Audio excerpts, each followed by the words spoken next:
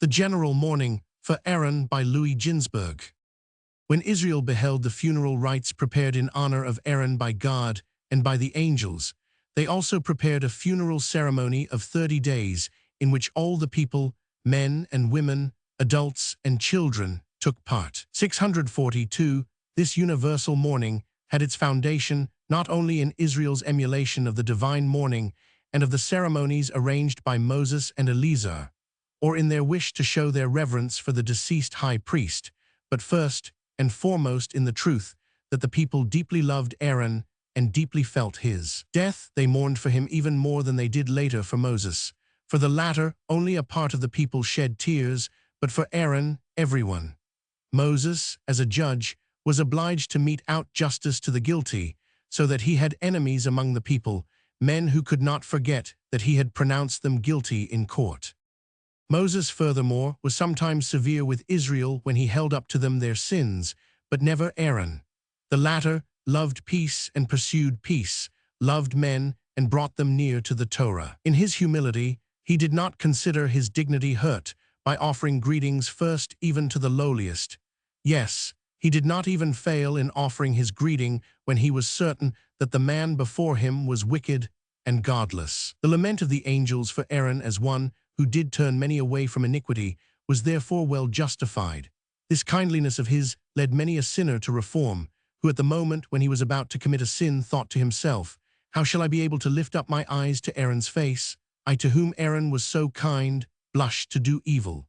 Aaron recognized his especial task as that of the peacemaker. If he discovered that two men had fallen out, he hastened first to the one, then to the other, saying to each, "My son, dost thou not know what he is doing with whom thou hast quarreled? He beats at his heart, rends his garments in grief, and says, 'Woe is me! How can I ever again lift up my eyes and look upon my companion against whom I have acted so?'"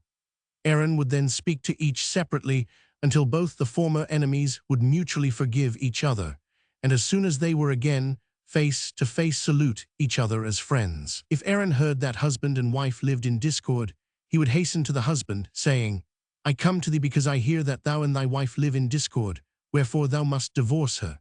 Keep in mind, however, that if thou shouldst in place of thy present wife marry another, it is very questionable if thy second wife will be as good as this one. For at your first quarrel she will throw up to thee that thou art a quarrelsome man, as was shown by thy divorce from thy first wife." Many thousands of unions were saved from impending rupture by the efforts and urgings of Aaron, and the sons born to the couples brought together anew usually received Aaron's name, owing, as they did, their existence to his intercession. Not less than 80,000 youths bearing his name took part in the mourning for Aaron. 643. When Moses beheld the deep-felt sorrow of the heavenly beings and of men for Aaron, he burst into passionate weeping and said, "Woe is me that am now left all alone. When Miriam died, none came to show her the last marks of honor, and only I, Aaron, and his sons stood about her bier, wept for her, mourned her, and buried her. At Aaron's death, I and his sons were present at his bier to show him the last marks of honor. But alas, how shall I fare? Who will be present at my death? I have neither father nor mother, neither brother nor sister, who then will weep for me." God, however, said to him, "Be not afraid, Moses, I myself shall bury thee amid great splendor, and just as the cave in which Aaron lied has vanished, that none may know the spot where Aaron is buried, so too shall no mortal know thy burial place.